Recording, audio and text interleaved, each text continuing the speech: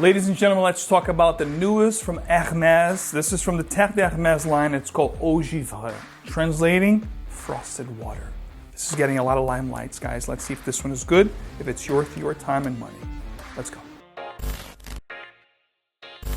Welcome back to another video. I'm Forti. If you love to smell amazing, of course, with that, make a great first impression. You are at the right place. If you love the channel, leave a like, subscribe, and hit the bell so you get these videos straight into your feed. Today, of course, Terre D Hermes Eau Givree frosted water. This one here getting a lot of limelight. I'm going to actually talk to you guys about this release. I'm going to dissect it for you. I've been wearing this fragrance for a few days now. But I'm also going to do an overview on all the different Terre D Hermes from the collection. The original, Ultra Fresh, 𝗏𝗏𝗏𝗏𝗏𝗏𝗏𝗏𝗏𝗏𝗏𝗏𝗏𝗏𝗏, and tons, and of course, this guy. So let's dive into it. First things first, before I talk about all the other creations and get into this one, let's talk about the presentation of this particular fragrance. So the box is very similar to all the different Terre D Hermes from the lineup. The only difference here is the bottle. It's going to have the frosty back. The front has Terre D Hermes and it says Eau Givree.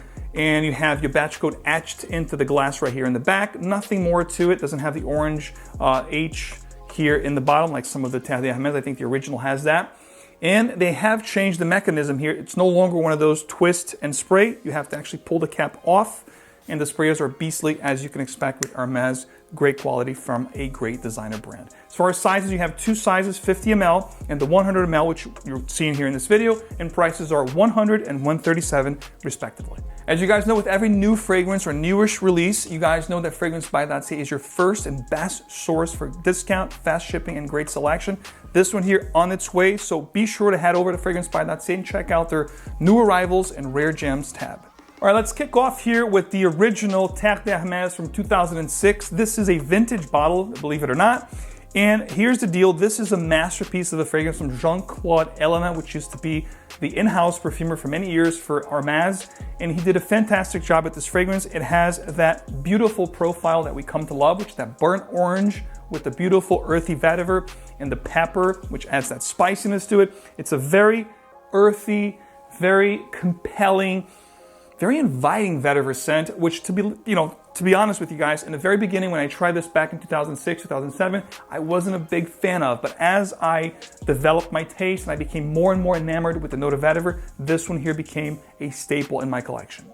2009 saw, from 2006, fast forward 3 years, 2009 saw the release of Terre D Hermes Perfume or Pure Parfum edition, which was a heavier, more concentrated version of the original, except for it didn't project as much, but it laid close on like a second skin, but it was really nice in performance, but it did not project as good as the original 2006. 5 years later, we go from 2009 to 2014. This is the fragrance that is one of my current favorites from the line. This is Terre D Hermes Ultra Fresh, which really is an aquatic take on that burnt orange, peppery vetiver kind of a profile that I had from the original. However, this has been axed, discontinued. Just did a video for you guys talking about 15 plus discontinued designers. I'm gonna pop it up here so you guys can check out if you haven't yet. And this one here, again, a beautiful concentrated version that is very aquatic, very ethereal, citrus, and very aromatic take on this profile. I love this stuff.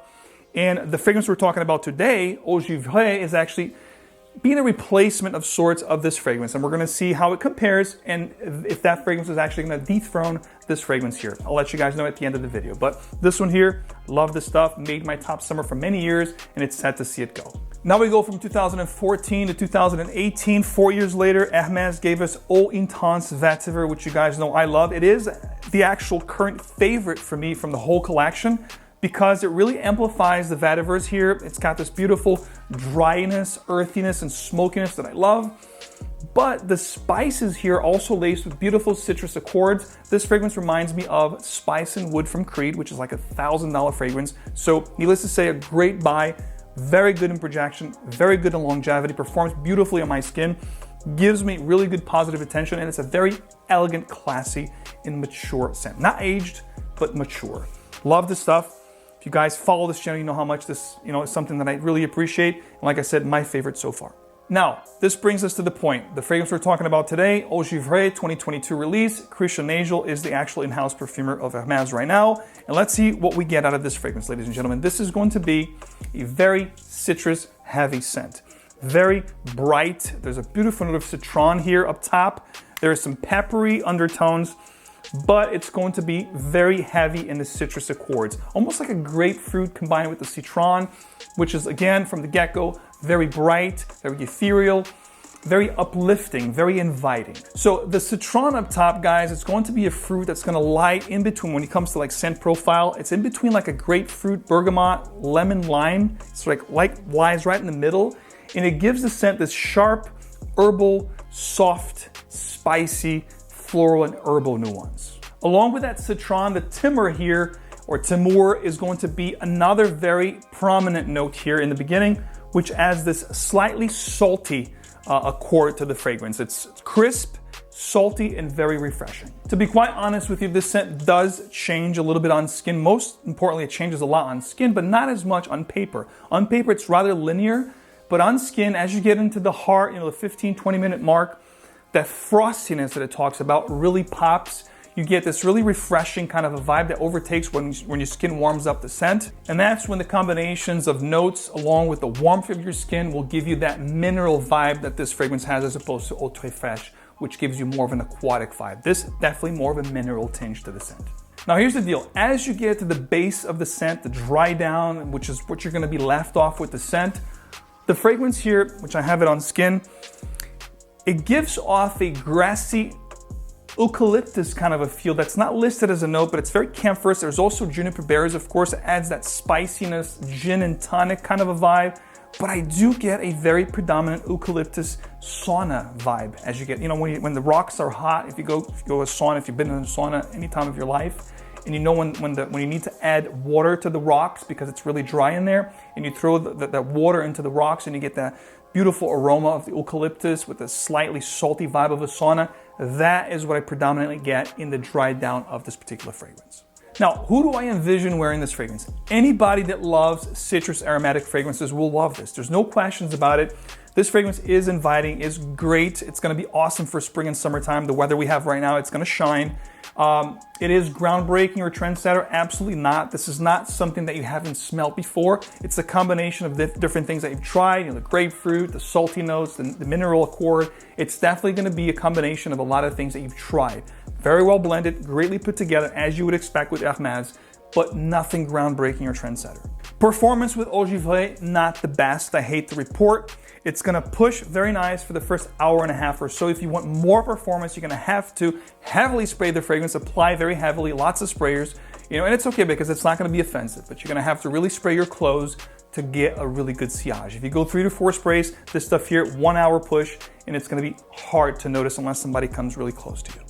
As far as longevity, this actually gave me 4.5 to 5 hours tops. It's something that will lie very close to the skin, like a second skin. Again, it smells great, but not great performance. My overall assessment and final thoughts on Eau Givree, guys, this is a good release. Not great, not amazing, a good release. Just like H24 that I reviewed for you guys last year, I wasn't heavily impressed or enticed with that fragrance. Also would be like a 7 out of 10. And this one here, same kind of a, right in the medium, I'd say like a above average release. Not average, not below average, a little above average, but not great, nothing incredibly great that I'm gonna be really rocking the hell out of. It's gonna be in my rotation, but not something that will be in probably my top 10 releases for summer 2022. Yet to be seen. I'm gonna spend a little more time with it. Maybe I'll change my thought, but so far, nothing that I absolutely fell in love with, but it's a good release. In fact, before I let you go, I have a little beef with Hermès. Hermès, if you're listening to this, please, if you could still avoid it, don't axe this fragrance, guys. Terre D Hermes Eau très fraîche is a masterpiece, a great fragrance. From what I understand, it's because of some of the notes here. It's allergen, IFA regulations that quote unquote have to axe this fragrance. And this one here is taking its place. But this is going to be sorely missed. I do like this more than Eau Givree. And of course, I do like 𝗿𝗵𝗹𝗆 more than both of these. So this one here, not my favorite by any stretch. In fact, my least favorite right now from the line, but it's a good release. You guys should definitely get your nose on. This is just my take, of course. Let me know in the comments below if you guys have tried this, you like it, love it, hate it, any given rate. Let me know your thoughts. Which one is your favorite Hermès? And are you guys sad like myself that this one here is gone? Please sound off in the comments. All right, guys, thanks for hanging out with me on my thoughts on Eau Givree. As always, guys, wear your fragrances well, choose your fragrances wisely, and I'll see you guys back here very soon. Take care.